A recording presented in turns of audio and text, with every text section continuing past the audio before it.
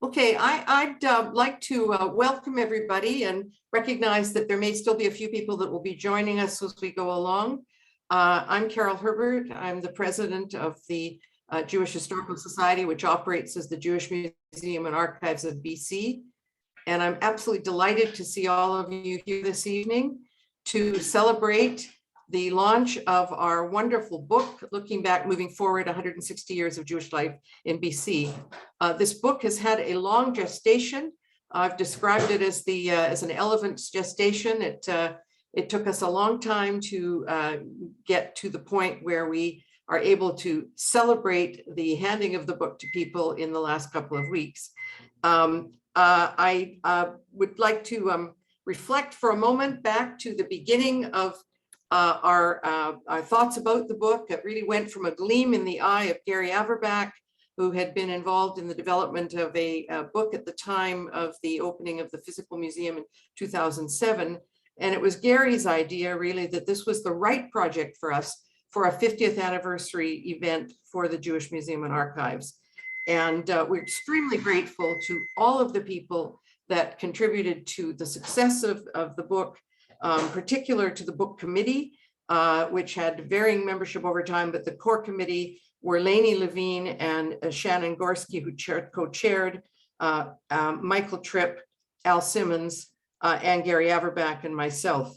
The book committee really worked to create the vision for a book that would capture 160 years of history of BC, capture the diversity and provide a snapshot of the communities and the leaders that we've seen over the years. And tonight, we're looking forward to hearing from Michael Schwartz, who was the coordinator and editor of this massive undertaking, and from 3 community members who will speak to the importance of the historical record and of maintaining the stories of our organizations, our leaders, our families, and communities. We're just thrilled to have with us Kara Mintzberg from CJPAC, and Kara's really representing the organizations, Michael Tripp and Catherine Youngren, and you'll hear about each of these people when they're introduced in a few minutes. Before I move to that, I'd like to ask each of you, and we now have more than 60 people online, can I ask each of you to consider putting into the chat your connection to the book? You can do it in one word or a phrase, but were you a contributor? Are you a notable? Do you have a family story in the book? Were you sitting on one of the committees? It would be really great to know what the connection is you feel. Are you a board member, a former board member? Just put a couple of words into the chat so that Rebecca Dirnfeld, who's chairing the panel, will be able to see who's here and reflect back to us as who we all are. Now, before I introduce Danielle, Daniela's name just came up. That's why it distracted me. Before I introduce Michael, I'd like to acknowledge the incredibly generous financial supporters that we had from for the book and for our 50th anniversary campaign. We had many contributors from across the community, and we're grateful to each and every one. And everyone who contributed during the year is recognized actually in the book, as listed in the book. But I wanted to just call attention to the 3 major donor categories: the platinum donors you see on the slide, and then the gold donors, who again, we're incredibly grateful to the organizations and to the individuals and families that provided that level of support, and the silver donors. And there are 2 slides for the silver donors. We're grateful for the support for the organization and the fact that many of these people have their stories in the book. And Michael will describe the book in more detail in a moment. So with that, I'd like to invite you to continue to enter the information into the chat. We'll remind you again as we go along. And I'm going to turn the microphone over to Michael Schwartz. Michael is our Director of Community Engagement for the Jewish Museum and Archives of BC. I need to tell you that for those of you that don't know Michael and Michael's work, that sounds like a short title. It encompasses an enormous number of responsibilities. All of our staff cross-cover so many things, but Michael was gracious enough to take on, in addition to his usual duties, he took on the editorship of the book, which really consumed his attention for the better part of a year, assisted by his colleagues and again by our volunteers. So Michael, I'm going to turn it over to you. And again, my thanks to everybody for attending.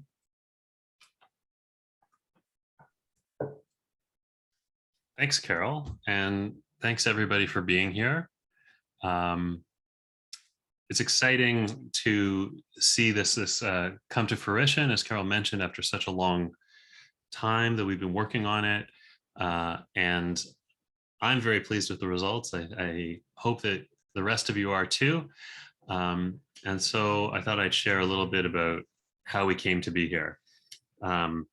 So Carol said a few thank yous. I want to reiterate my appreciation for the book committee, Gary, Carol, Lainey, Shannon, Al, and Michael, and everyone else who kind of played various parts in making this happen. The board for their support, the Council of Governors, who supported in many ways and helped us reach out to people who we would have had trouble connecting with. To my colleagues, Marcy and Alyssa, who were there every minute. The volunteers who helped us with transcription, with book delivery, with all sorts of tasks that needed to get done. The many contributors who maybe are the unofficial historian for their organization, or who contributed their family story or wrote something about one of their parents for one of the notables. Contributors large and small in all different ways. The development committee, who worked out a strategy with me and with Carol to how we would pay for this thing, and implemented it and made all the difficult phone calls and got everyone excited about this important project. To our exceptional graphic designer, Margaret Lopez, who it was a joy to work with all year and to make this thing very beautiful.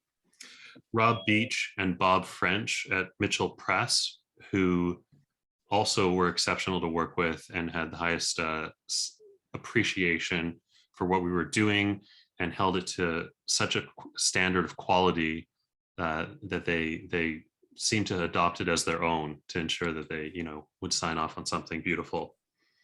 I could go on, but as you can see, it's very important to make clear that this was a communal effort.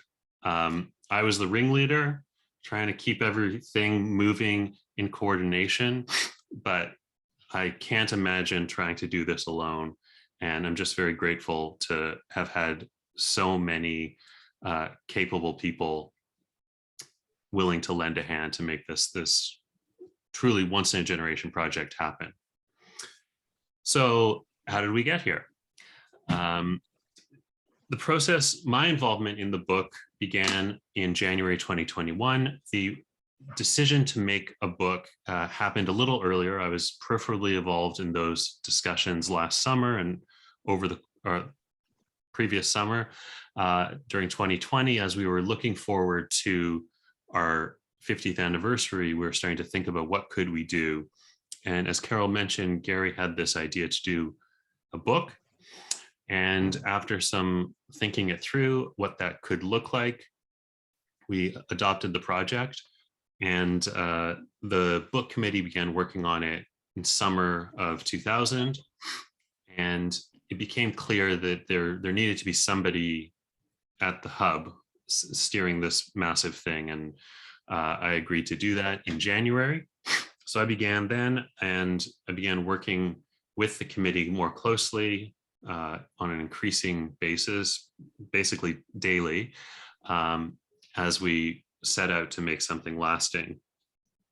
So we intended, the goal was to use our 50th anniversary as an opportunity to demonstrate what the JMABC is capable of, to look back on the community history and to compile it in one place. We've published books and journals, editions of our scribe over the years that have each taken a fragmented approach to an aspect of the community. And this was an opportunity to bring it all together, to provide a survey. And we really wanted to create a lasting legacy, create something that was a gift to the community. Now, about 15 years ago in 2007, the organization put together another book to mark the opening of the Jewish Museum at the JCC. And it was quite a substantial undertaking. And it's fairly impressive, despite showing its age a bit. So we use the same basic structure of this book as a starting point and set out to say, okay, what is missing here? What organizations have emerged since then? What organizations are no longer around? How can we be more diverse and inclusive amongst the notables that we represent, the regions and the families, and set our targets on those areas of improvement.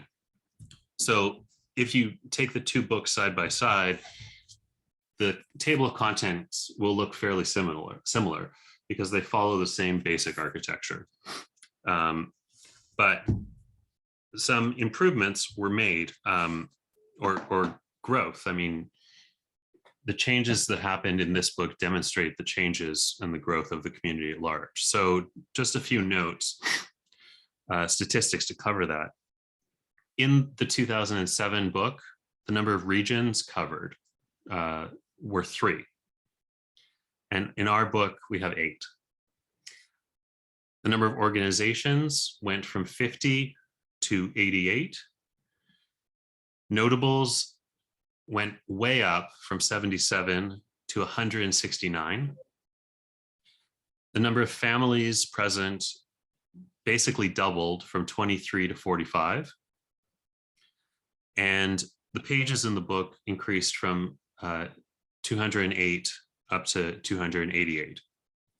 We also doubled our circulation, going from a number from 500 copies in the 2007 book up to 1,000 copies of the new book, 800 of which are soft covers and 200 hardcovers. Being our 50th anniversary, we wanted it to be very special. So Mitchell was great to work with in giving us a sense of what the options were to make a really elegant hardcover premium edition.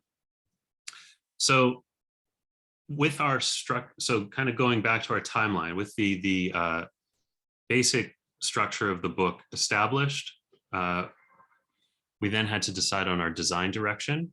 And at that point, I engaged with Jonathan Strebley, who introduced me to Marga, who crafted a few proposals of the look for the book.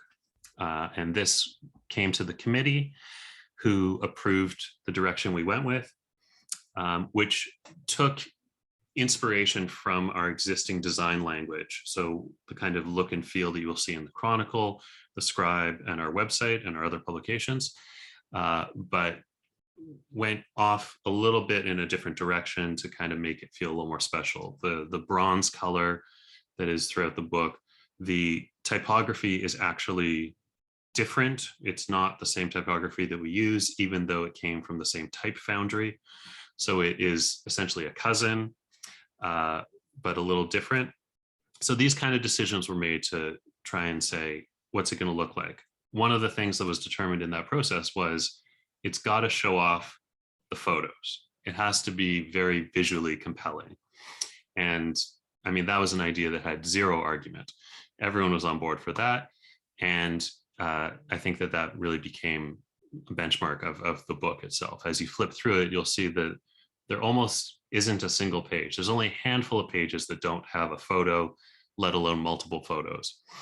And that also set a bar for us in seeking out photos. We had to get photos that had a very high resolution so that we could have them spill over a full page or a full 2-page spread. Fortunately, the photos in the archives are scanned at insanely high resolution. So that was no problem.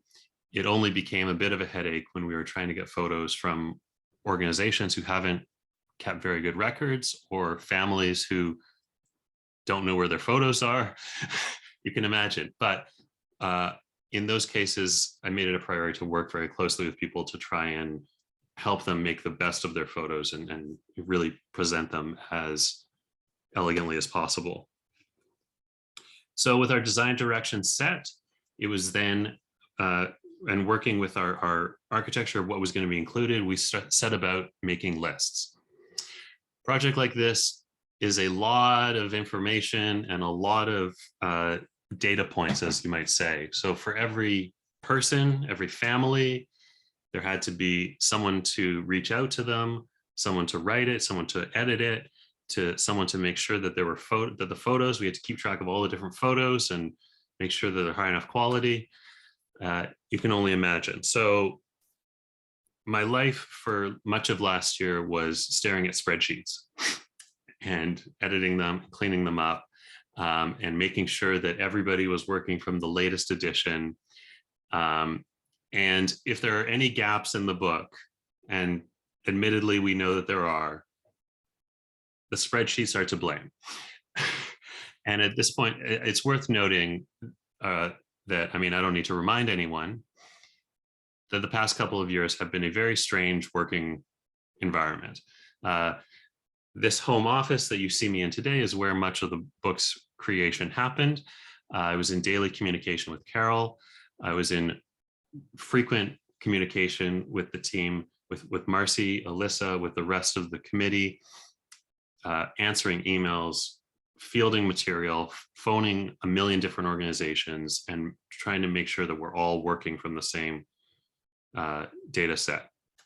So if anything fell through the cracks, that's where it happened.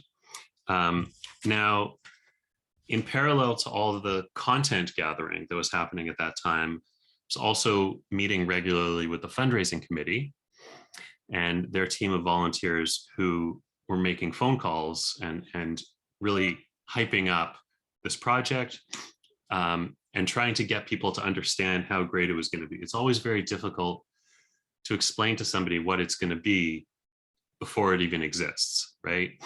And I really tip my hat to all the committee members on our development team. Michael Levy, Carol Herbert, Annie Curson, Gary Averbach, Bill Gruenthal. I'm going to embarrass myself leaving out some names, but Carol can chime in if I'm missing anyone. But everyone who picked up, Fran Belsberg stepped up and introduced us to some folks, or Isabel Diamond was a great champion. So everyone who stepped up and made a phone call or gave me a contact of who I should get in touch with, thank you, made all the difference. So to operate those two committees happening in parallel, each with a wide set of information, was a lot, but we made it. Now, generally, all this outreach was very well received, especially in our efforts to engage folks who hadn't previously been engaged, to have more notables represented, to have more regions represented. A huge tip of the hat to Ronnie Tesler, who really was essential in our outreach efforts to the communities outside the Lower Mainland, as she has perhaps greater familiarity with many Jewish leaders outside the community, outside the region, than anybody else, and who also knows the history deeper than just about anyone, and was able to provide editing and rewriting as necessary in certain regions. So to be able to get all those folks involved and invested in this project and invested in the work that we do was really rewarding. And we put out a call for nominations for the notable section. We advertised it in various media, through the JI, through our website, through social media. And the suggestions were really remarkable and things that we ourselves couldn't have come up with. the committee developed their own list as a starting point, and to that we added community input, and secured people we reached out to the family members to get the writings and the photos, etc., and put it all together. Then once we had everything, the regional histories, the organizational histories, the family stories, and the notable contributions, then it went through a number of rounds of editing. I think I read every single word. I know Carol did as well, of the entire book about 6 times. And Daniela and Michael Tripp and Lainey and Shannon all read portions of that. We had a cycle going. And Marcy and Alyssa also read the whole thing. And then come down the arguments of, of capitalization of the word president or not. And these kind of little grammatical things. I learned a lot about, Canadian versus American versus British standards of those kind of stylistic choices. But the end result, I think, is something really beautiful. So I'm getting to the end of the time allocated to me. So I'm just going to wrap things up and say how inspiring it was to be able to work on this project. It was a beast, but it was well worth it. And, I've been working at the Jewish Museum for about 8 years before I took this project on. And I thought I had a fair familiarity with the community history. But the number of things that I learned through this process, organizations that are no longer around that I didn't know anything about, different family stories, how families came here, the astounding accomplishments of many of the notable figures in our community, the number of people who have received Order of Canada, Order of BC, Queen's Jubilee medals. I mean, it boggles the mind. And it's quite inspiring, it's quite amazing. And so I think that fulfills the objective of the book, to kind of get all that information in one place, so that the next generations have something to spark their curiosity about our community, to have a place where they can learn about this, maybe get inspired about a career choice that they never would have considered, and ways that they can contribute to our community, to the city, and to Canada at large in various ways. And I think that doing that fulfills the goal that we set out at the beginning, which is to demonstrate the value of the JMABC. I really think that this shows the value, the importance of having a place where all the history can live, the importance of hanging on to your photos, your board minutes, your memorabilia, all sorts of official documents, your birth certificates and such, and to not trust your basement to take good care of it, or your attic. And I think that if there is one frustrating thing about the project, was the number of organizations who've been relying on just putting the stuff in a box in a closet somewhere, or relying on somebody who has had a passion for being the in-house collector, archivist, historian, and then they leave the organization, or they retire, or they pass away, and nobody knows what happens to those boxes. I mean, that's where the real tragedies happen. So if you have material, I mean, you've probably heard me say it a million times, but this book demonstrates how important it is for all that material, all the photos, the documents, the letters, to be in a safe home. And there's no home safer than our archives. It's what they were designed to do,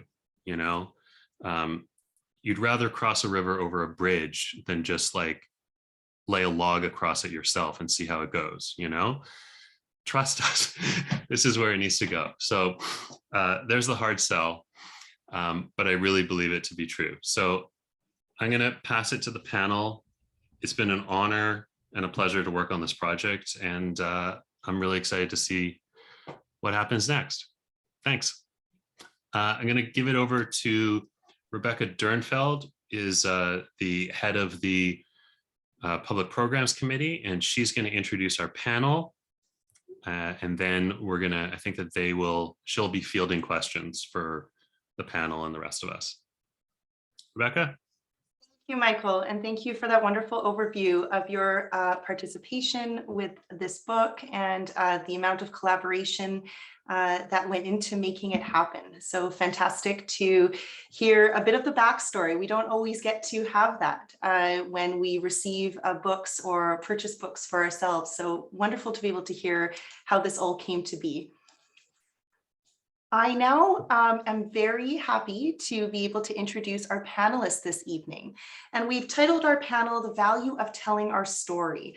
And our panelists tonight include Catherine Youngren, who's a principal of Catherine Youngren Interior Design. And I also recently learned that Catherine is an artist and is working on her own books as well, which is very exciting. Kara Mintzberg, who is the BC Regional Director of CJPAC. And Kara and I have a long history. We are childhood friends that met at the Richmond Jewish Day School many, many years ago. So I'm delighted to have Carol join, as well as Catherine. And Dr. Michael Tripp, who's an adjunct professor and sessional instructor with Vancouver Island University, and who I've also gotten to know in my role as a board member with JMABC. And I'm going to stop sharing my screen so I can read the bios of each of these panelists, and then we will get to the panel questions. So panelists, feel free to turn your cameras on, and I will introduce you a little bit further. So Catherine and her husband moved to Vancouver from Edmonton in 1978.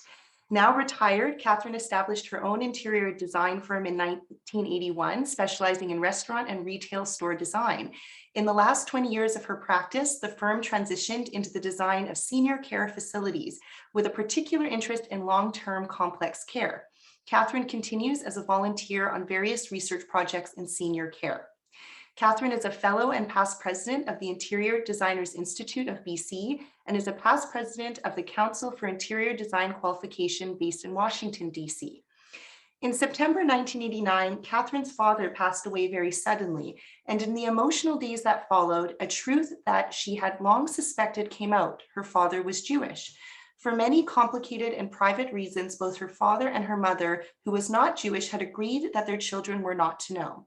However, Catherine felt she had finally found her identity, her roots, and traditions, and that she needed to know more. In determining what the next steps would be, a colleague suggested that she join the Jewish Historical Society and the Jewish Genealogical Society of British Columbia.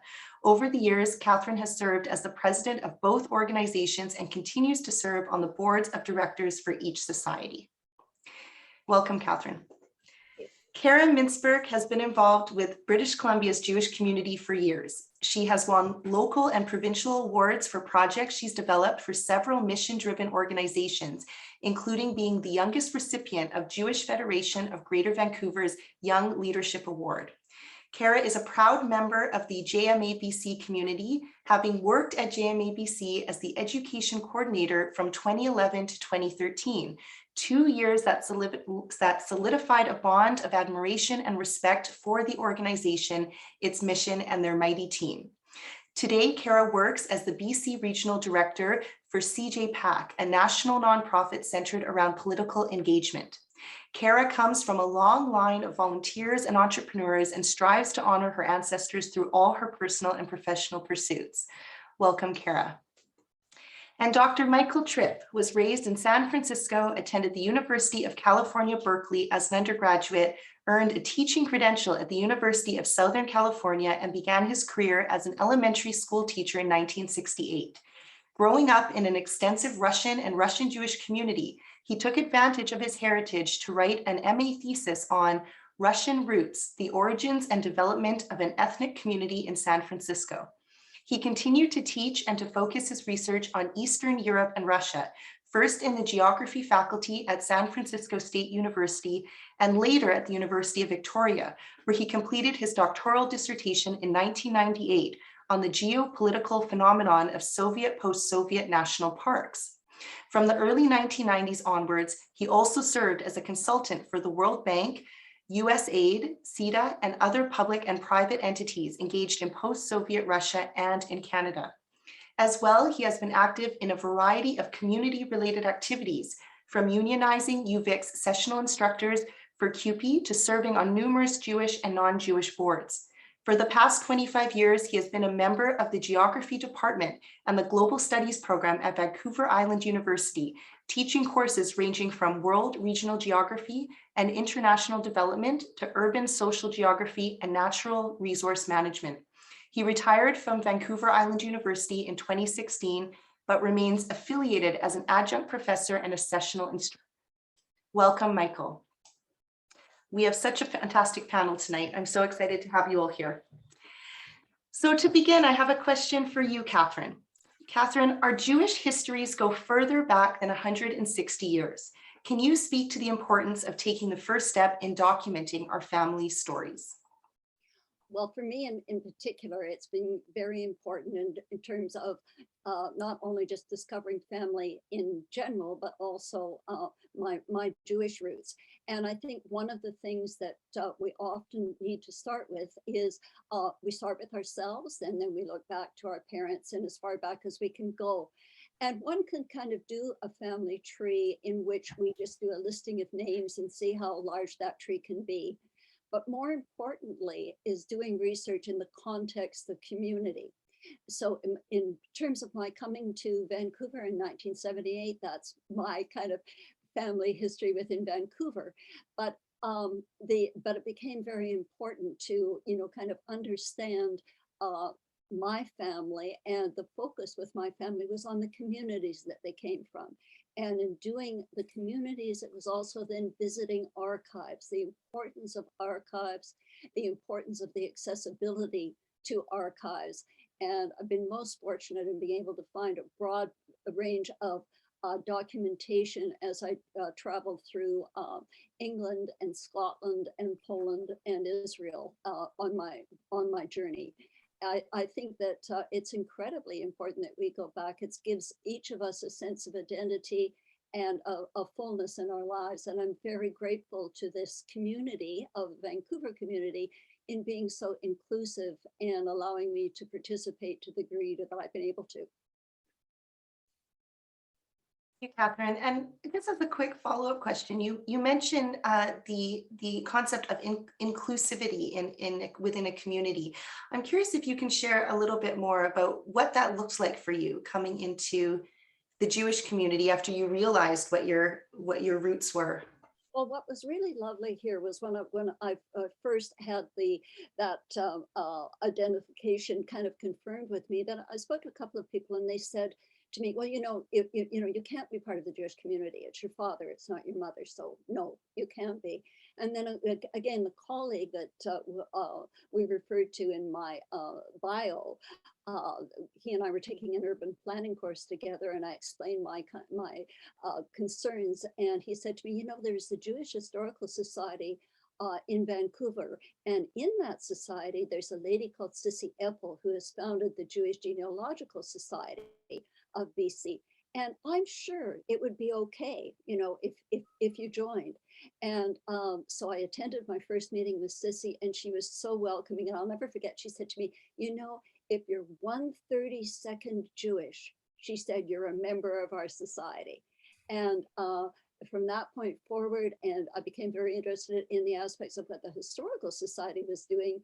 And again, as time passed, Cyril Lenoff said to me at one point, I would really like it if you were to become president. And my response was, I'm not Jewish. And he said, your interest is there and your passion for history. And yes, you can do it. And so both societies have been so welcoming and so inclusive. And that means a tremendous amount to me. Thank you, Catherine.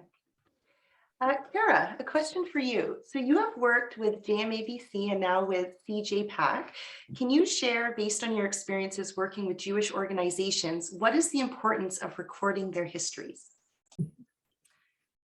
Well, I think as I answer this question, it would be great if audience members can think about themselves as well in parallel with this question, and think back to if you yourself or an organization that you volunteered with or worked for has made an archival donation to this wonderful organization.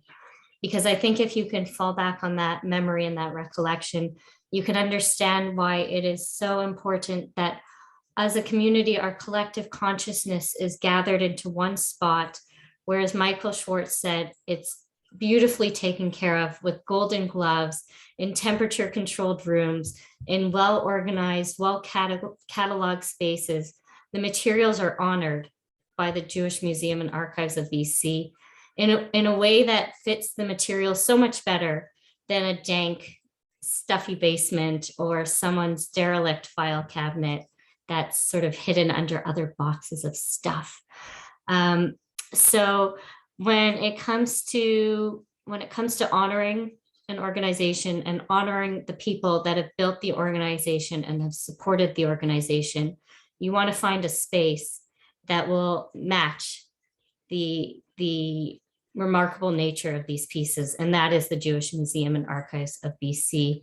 They've probably stopped it during COVID, but they used to offer a very special tour of the archives, and maybe one day that will be back on their menu of offerings. And people should contact Michael or Alyssa to see this beautiful space. But really, when you're putting your materials there, you're creating a spot for the community to come back to those pieces and to think about the people who built our community brick by brick by brick, layer by layer by layer, into the whole network and the successful place that we find ourselves in today. And I think that without honoring our past, we can't move forward into our future. The two go hand in hand. So it's always a place that I think of when my parents tell me I was told I'm on this panel because I'm the young one. So I think of when my parents tell me I need to clean my room, and the place that I want my old Richmond Jewish Day School papers to go to, or my camp photos to go to, is for sure the Jewish Museum and Archives. When I'm at work, I now treat my materials in a different respect, in a different way than I ever have before at work, because I know that there's a bona fide wonderful place for them to go to when they don't need to be in my office anymore.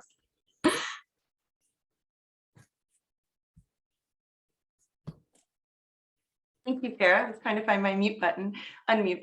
I was just thinking back to all of the archival material I probably have in my family's home where I'm situated right now. So maybe that's a project for me to locate. I'm sure there's some many photos of you and I together.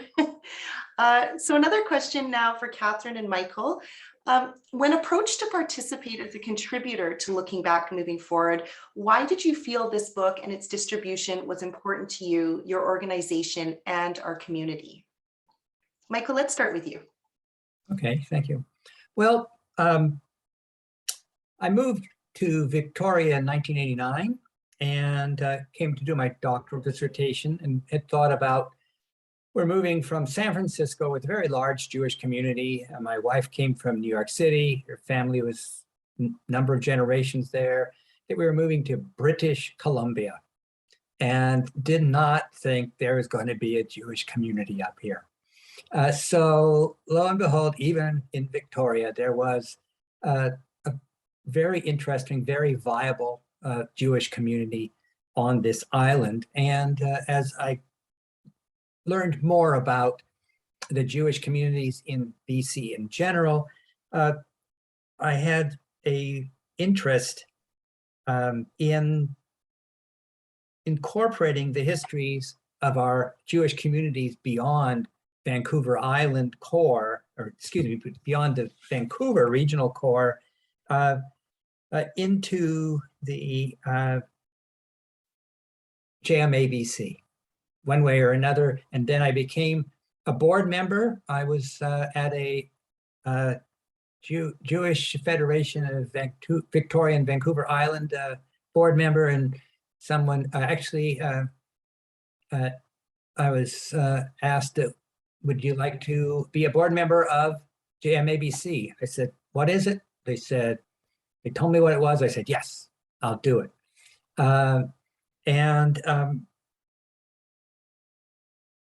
Then hearing that there was going to be this book, or the thoughts of this book that was going to be published, it basically was the physical reality, the possibility of that physical reality of moving beyond the Vancouver core to other communities within the province, and especially Vancouver Island, and a way for me to gain entrance into the various subsets of the community here, with a legitimization that wasn't who are you, what group are you from, what's this, what's that. JMABC was seen as a very much an overarching organization that had always done well for all the communities, and was coming forward with this possibility, this book. So that's what, to me, it was in some ways a dream come true.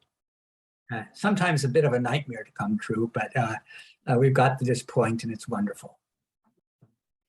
Michael, I'm sure your academic skills came in very handy during this experience. You've already published an MA thesis and such.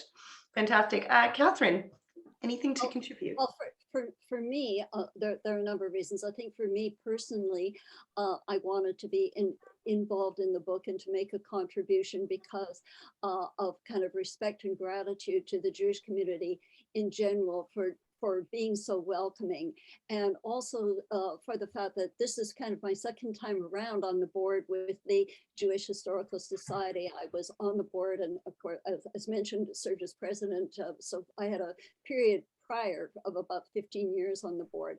For the other society that I belong to, the Jewish Genealogical Society, and also I'm a member of the International Jewish Genealogical Societies, is a book like this is so important, again, in spreading knowledge and awareness about our community. It becomes a research tool for people to engage in understanding and researching their family history. And I think that's, tremendously important. And again, from an overall community point of view, it just enriches and celebrates a really wonderful community of which I'm very proud to be a member of. Thank you. And I like that term, research tool. I like the idea that this book may inspire others to do research of their own families, organizations they're a part of, or maybe to start asking some questions of curiosity around their own dinner tables or at their Jewish family events. And speaking of such, I have another question that's focused not only on the Jewish community, but other communities. So for any of you that wish to respond, in what ways is this book of value to not only the Jewish community in BC, but other BC communities and their organizations? I think we're generally becoming aware, here and internationally, that about the importance of understanding and celebrating diversity. In my professional practice, for example, we have been doing more work in long-term care in which we are looking at homes that are situated in certain cultural centers throughout the Lower Mainland, and making sure that we appeal to the needs and wants and traditions of those particular communities. So any furtherance of understanding of community in any context, I think, is critically important, for ourselves and really for international relations. I think too that there's an element of shared values that can be enjoyed between the Jewish community and other communities that came to British Columbia, especially during those gold rush years and the years following. And the book touches on that piece of history. And then the organization brings that history to life through the walking tours that it offers through historical Strathcona and Gastown. So it's like another piece of Jewish history that you can now physically hold in your hand if you wanted to take those steps through the area, and as you sort of pass by other ethnic elements of the neighborhoods that still exist today, and I think have come together in new ways to work together. And that, I think, would be something Michael could speak to with another walking tour that was developed. But we learn so much about each other and the places that we live by looking at the other people who live there as well, and what we have in common with each other. I would say that, Kara, you mentioned other, but not othering, which is good. We know the difference these days, especially, unfortunately. But for instance, walking tours, what we do oftentimes is what's behind the facade. We walk so much down a street and we don't know what's behind those facades everywhere. And it's people there, interesting people that we have much in common with. So walking tours, I find them too, they have these synergistic effects. People come along and they just start to follow along in walking tours. And I've had to learn to just say, this might happen, because people say, well, wait, I paid $5 for this. And I'll say, well, I put in a little extra money because I know people come along and they want to be here. So it's just a way of getting people to know each other. And instead of othering each other, see their similarities and the caring of within the wider community. I do think too, as we become more and more of a secular society in general, one role that JMABC has kind of thrust upon it is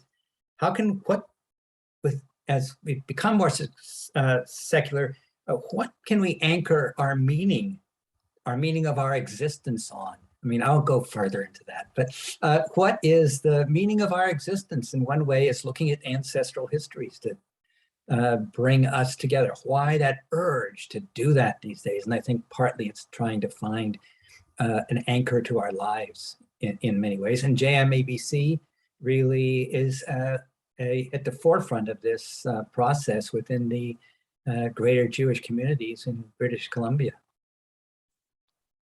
I really like that notion of linking the walking tours and this book together. On the one hand, going on a walking tour and being able to physically experience and witness history in real time, but also recognizing that things have changed quite dramatically in our city or across BC. And so the ability to document how things were and what they looked like many years ago can be held or captured in a book as well. And so there's a nice, I think those two pieces complement each other very nicely, which I feel you've all touched upon. And I think it's something that you can also experience through the JMABC's tour of Mountain View Cemetery, where you're looking really at sort of landscape and tombstones, which aren't speaking back to you in the way that the book can. So that could be another great space to take the book, walk through the cemetery, honor our ancestors, and through the pages and the stories in the book, learn about all these wonderful, amazing people who we owe our present to in many ways. Absolutely. I love that. That's actually a wonderful idea for a future walking tour. Lovely. Okay, so this is also another question to any of the panelists. So the idea of accessible or public history, which we broadly defined as allowing community members to better use, understand, and appreciate the role of history in their daily lives. How do you see this book as an accessible history of Jewish life and culture in BC? So we did touch upon this with the idea of maybe using the book and going on walking tours or engaging with family members around the book. But any other thoughts, including maybe the relevance of this book to a younger generation, a younger Jewish generation that we wish to engage even more so in our community? I think one of the very important things about the book is that in many ways, and in kind of a rather sad way, with the advent of cyberspace and the advent of emails and correspondence, we've lost and will lose a lot of the reference material that that my generation can currently access. And I think the appeal of the book, the way the book is laid out, and its engagement hopefully will allow a younger generation to appreciate historical materials. And many of us who do genealogical material regret the fact that we didn't ask questions at the time. We thought of questions when it was too late. And if we can engage younger people, there's still a chance to ask about the past.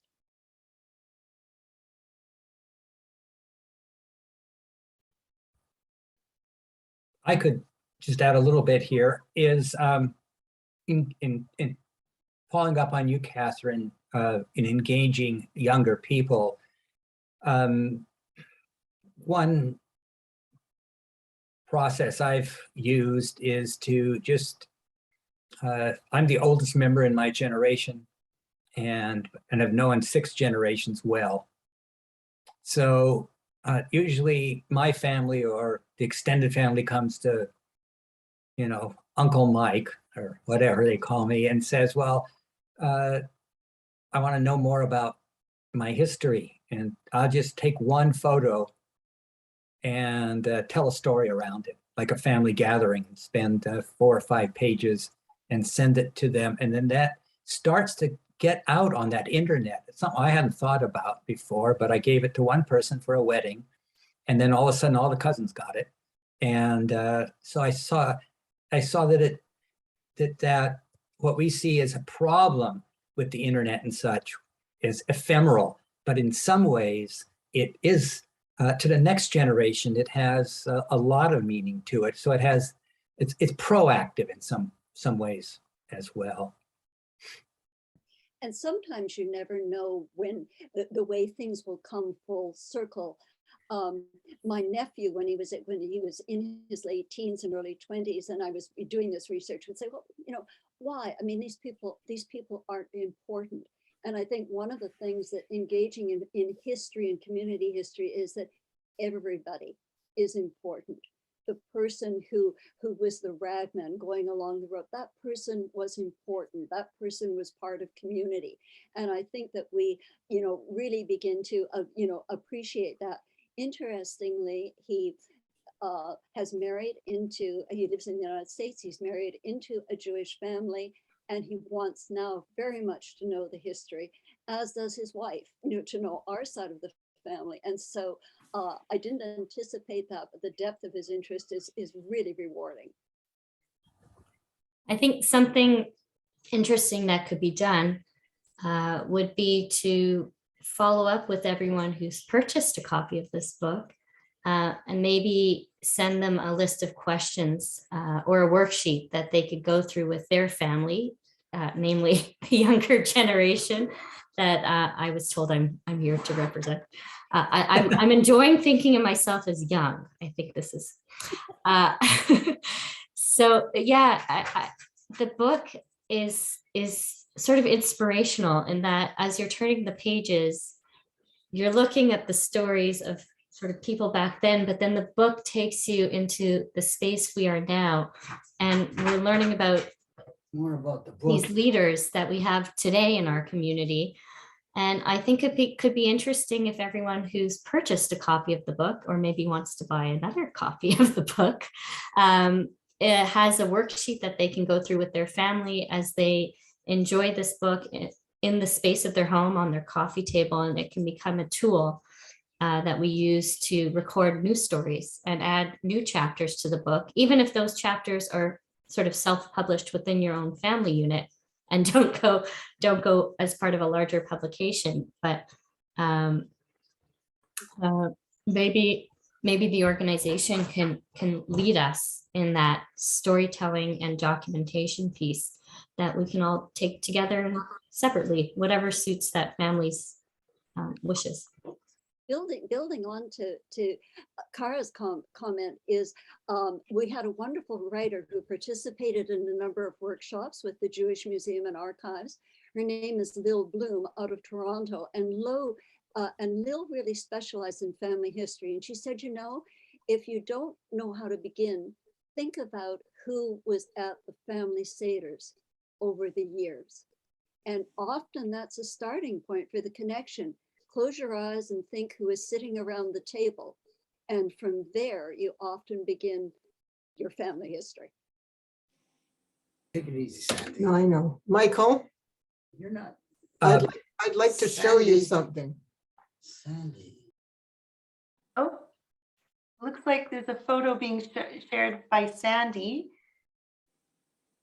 Oh, Sandy, you're on mute, so we can't hear you, unfortunately. Pushed in there. All right. They were still I talking. just want to, I might bring it in to the We society. can hear you, Sandy. What you got there? This Yes. is my family history. And Oh, it's the Waterman family. And Wonderful. my grandparents were very active in the community, as were both my parents. And I also was pretty active in Hadassah Weitzel and Young Judea and other things. But my sister put this book together, and it's really something quite remarkable. It has our grandparents and our parents and our generation and our kids. And she did a really good job. She sort of had nothing to do during the pandemic. So this is what she decided to do. And she really did an amazing job. It's got Sandy. all kinds of wonderful pictures in it. So I can bring it in to the museum, and then if there's anything that you guys want to take from it, so you can do that, because my grandfather was very active in this community and raised a lot of money for universities, and was very active in UJA and all those kinds of things. And Yale sort of bugged me. He said I should have come to you, Michael, and told you my family story, but I didn't. But anyway, Well, it's not too late. I'll bring you this book so you can have a look at it. And it has some wonderful pictures in it. So it's kind of an interesting history of our family. So I'll bring it in so you guys can see it, and then you can decide if you want to, copy some of the pictures or whatever you want to do from the book. But my sister did a great job.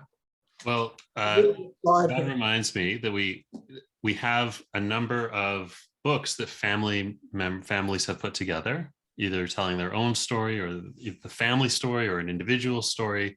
And we have a library of those books. And so we'd certainly appreciate a copy. And we'd love to sit down with you and interview you and get your story. If you were involved in Young Judea and B'nai B'rith and these organizations way back when, we'd love to know what that was like. Well, I And grew up here. anything else. So Yeah, I'm sure you get a lot to say, what the community was Been like here a long when you were a kid. and I have been active in the community, but our whole family was. I mean, it was, it's just something that when you grow up with that, you follow in their footsteps because you've been shown that that's what you should do. And I actually had a very interesting experience. I went to a Women's League conference in Philadelphia, and this woman came up to me and she said, "Your name is Chernoff, right?" And I said, "Yes." And she said, "Is your son Mark?" And I said, "Yes." "Why do you ask?" Well, apparently what Mark had done is in London, which is where he went to university, when they had their Hadassah Bazaar, Mark got them a whole bunch of volunteers. He got a whole bunch of the students to come and help out at the bazaar. And she was just amazed. And I said, well, that's because that's how he grew up. He always helped at our bazaar. And so he knew that that was something that you're supposed to do. So that's the reason why he did it. That's great. So while the panel was talking, we got a couple of other questions. There was one from Lynn asking, can some of the stories in the book be turned into oral histories? Essentially it happens the other way around. We sit down with someone and we interview them, and then we extract from that, we distill it down and write something about it. But the folks who have contributed, anyone who's contributed to the book, who, their personal story, their family story, etc., who isn't already amongst our library of 1,000 oral history interviews is certainly welcome to come down, and we can do an interview, because I know that what gets put on the page is only a summary of the whole story. So an oral history can be much more expansive. And the follow-up question there was, how can we expand on the snapshot the book represents? Yeah, so the book is just shy of 300 pages, and thousands of pages could be written about our community, and in a matter of speaking, they have been. So we have oral histories collected from the 60s moving forward. As I say, we're just on the verge of having 1,000 interviews, many of which are 90 minutes, 2 hours long, in addition to all the thousands of photographs and documents and materials that all kind of are the iceberg under the water of this little book just peeking up above the top. The book and all of our public programmings, our walking tours, our exhibits, our everything is built upon the foundation of the archives, which is all that mass trove of material that is always growing. So the notion of a snapshot is exactly the right metaphor, that the book is just a snapshot of the whole thing, which is always growing. So I hope that answers the question. If there's other questions that folks have, please jot them into the chat, or raise your hand and we can call on you, and either to myself or to any of the panelists, we'd all be very happy to discuss. Thanks. I'll hand it back to you, Rebecca, in the meantime, if you have another question to keep us going. Sure. We actually, as panelists, when we were chatting earlier, we were wanting to ask the audience members here today, our participants here today, a question in terms of why would you recommend this book to someone in your own community? For some of you who have had a chance to see the book and read through it, or based on what you've heard today, we're curious to know why you would recommend this book, and what your reasons are for that. So feel free, if anyone would like to share why they might or would like to recommend this book, or share a copy, or you're welcome to write in the chat box. But always nice to hear from those who are attending and listening in. And or if there are any other questions for our panelists. While you're sitting and thinking on that though, oh, it looks like actually someone did contribute. Oh, actually a question. Okay, so while you're sitting and thinking about the question I just posed, Michael, can you explain the title? Yes, the title the committee and the board ran through a whole bunch of ideas of titles of how to explain the objective of this book, and this is the one that we settled on. And it just kind of felt fitting because it reflects, so looking back, moving forward, obviously the community is always moving forward, and the role of the museum, the archives, is to give us something to look back on, to reflect on. So the book is looking back at where we've come and using all that information, all that inspiration, all that understanding to be better positioned to understand where we're going or where we would like to be going, to understand the obstacles that our predecessors faced. And I think that it was actually it was very resonant. It was kind of moving to be working on this project during the pandemic. That felt like a very difficult time, but to be learning on a daily basis about people who faced very severe adversity, fleeing countries where they were not welcome, persecution here in Canada, making a new life from nothing, founding organizations to help each other, to advocate. It really was quite empowering to learn that, and to kind of, I guess, put our troubles in perspective, that we're generally very fortunate to be living in Canada, in Vancouver. I mean, I think the conflict in Ukraine reminds us about our good fortune. And that even though the pandemic has been a very severe obstacle and we've, certainly faced losses, in the grand scheme of things, like our community has been through hard times and made it out stronger, made it through to the other side. And so, I think that all that thinking was embedded in the title, that by looking back, we are more emboldened, more capable, more, strengthened to move forward. Catherine, you wanted to chime in on that? Yeah, I did, Michael, because I just wanted to add on to that, because in the discussions we've had in the at the board meetings with the Jewish Museum and Archives, we talked about the relevancy of history, and that looking backward is so important in terms of establishing the foundations and some of the guideposts as we move forward. It also reminds us, very often people will say, well, why are you a member of the Jewish Historical Society? I mean, that must be a group enveloped in the dusty archives and basically you're maintaining the past. But we are the past, today will be in the past tomorrow morning. And so it's ongoing, it's reshaping. And it's extremely important that we continue to have an understanding of every day that passes. So I think the title was extremely relevant. Thank you, Michael and Catherine, for answering that question. It's actually a very interesting question to ask. It's always curious what shapes the title of a book. And sometimes titles are selected right at the beginning of a project and sometimes at the very end. So thank you for that. There's a question from Perry Seidelman. So Perry, feel free to unmute yourself. There. Thanks, Rebecca. As some of you know, I've been heavily involved with this group for a long time. And I was born and raised in BC, and so you'd think I know everything. Well, I don't. What a surprise. So I've been reading the book methodically, very carefully. I've been going through it, and I've been learning a lot of things that I did not know. I actually came across the name of someone in one of the small communities who has the same name as my maternal grandfather, who I did not know this person existed.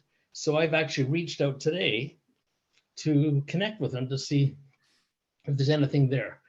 But even more so is that I don't know that much, or I haven't known that much, about all the little communities and the Jewish populations that have been part of it, and the history that's been part of these small communities. And I think this is, as I suggested a few moments ago, it could be part of the curriculum of King David High School, because I think this is sort of like a textbook of the Jewish history of British Columbia that can really be used for a long time.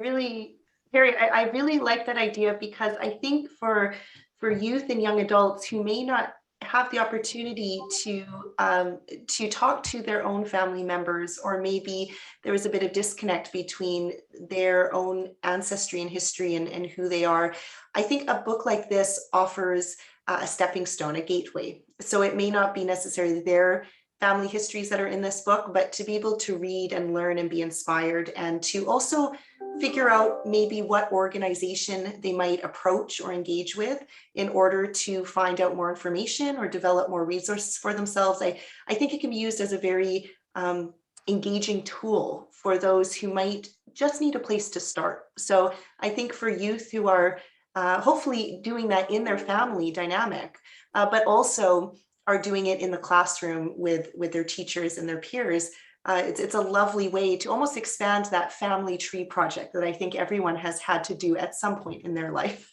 or their parents have done it for them. So I think this is another nice way to bring that into focus. Rebecca, as a teacher, a longtime teacher, one reason I still teach, I can't stop, but is that you can assign these things. And you can do it in a positive way, so they really are glad they did it.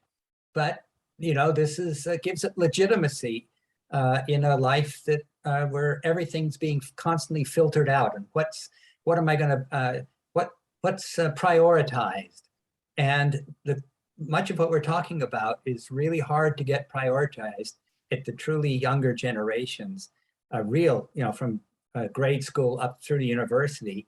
And having, like Perry said, a set of books that have an intimacy to them. I've been reading it through the second time, and it goes from the overarching to really the intimacy of individuals. And I really am thankful to the process we went through with Michael S. There are lots of Michaels here. We have to, with Michael S. to make sure it wasn't just from the past, but they were various cohorts right through to the present generation that are in the book. So that gives you a feeling of, as I say, the intimacy, and how much knowledge gives you empowerment and agency in your life as a member of the Jewish community in a larger, which is a minority that has to have its present itself in a variety of ways besides the normal 2 or 3 things people know about, and to make us, to integrate us into the larger society and community in BC. Not to put you on the spot, Catherine, Michael, and Michael, but if you were to think about the next version of this book down the road, maybe 10 years from now or 20 years from now, what else might you think will be included in a book like this? Or will it even be a book? Will it be a virtual TikTok? Can I start, Michael S?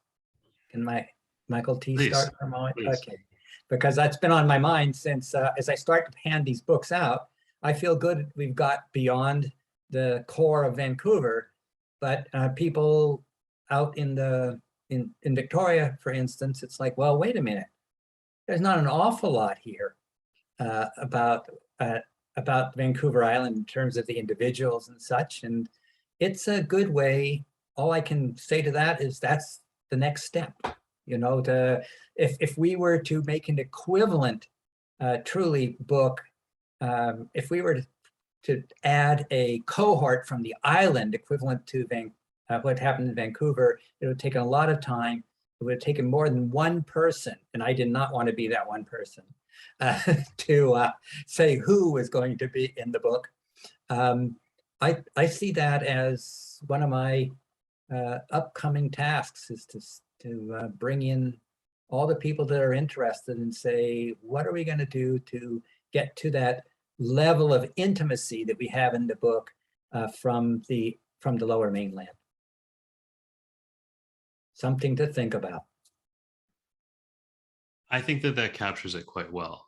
I think that the holes in the book, the gaps, are to be filled. Like the writing of our community history is always in progress, just as the history itself is always in progress. And I hope that this is a bit of a stimulus for people, a bit of a catalyst for people to say, why is the entry on this organization so short? Why are there no families from this part of the world? Why, right? If you see something missing, if you know about, if you see yourself missing in the book, I should say, if you don't see yourself reflected in the book, then help us to fix that, and it doesn't have to wait until the next book. We will eventually, I assume, produce another book, but it might not be for another 10 years. And so why wait that long? It was 15 years between editions, between our last book and this one. So there's no reason to wait that long, but we are always producing work. We are always growing the archives. We're always producing exhibits. We're always producing the Scribe, our journal. And the Scribe and the exhibits are especially good opportunities to focus in on a thematic issue, a narrow issue, one family story or one professional story that can be done quicker. The turnover for our exhibits is generally a year at the most. I mean, 2 or 3 years when you include the time of getting the material into the archives, processing it, and then developing it into an exhibit. I mean, versus a decade, that's rather quick. And we are always producing exhibits on various topics. So basically be in touch with us if you see something missing, and we'll find a way to get the story documented and told. Catherine? I was going to say that I'm not sure if there would be another book, but hopefully from the conversation this evening and lots of things that we've said and notes in the chat is, I think it almost now, with the energy that has come across in this is the energy within the community, the energy to kind of individually recognize the importance of history, the opportunities, as Perry alluded to, he's found a connection and can move forward, so those kind of investigations, I think it will really be nice to see something like this energizing us both, individually and collectively. And there's an added note in the chat that I think is a nice addition to what you just mentioned, both yourself, Michael, and Catherine, that Jewish BC genealogy is very connected with Canadian genealogy as a whole. So maybe that is part of this journey, how Jews in British Columbia and the communities here are related to and connected to other Canadian Jewish communities. And so there's definitely a lot more to explore and uncover, that's for sure. I want to thank our panelists here, and Michael, for yourself for stepping in to also answer some additional questions, and for everyone here who has shared in the chat box or by unmuting their thoughts and sentiments around this book. It's fantastic to feel like a community, even though we are virtual still at this point, and bring ourselves around a publication like this as a community. And so I'm going to pass it over to Carol just for some final words, and then we will end for the evening. So Carol, over to you.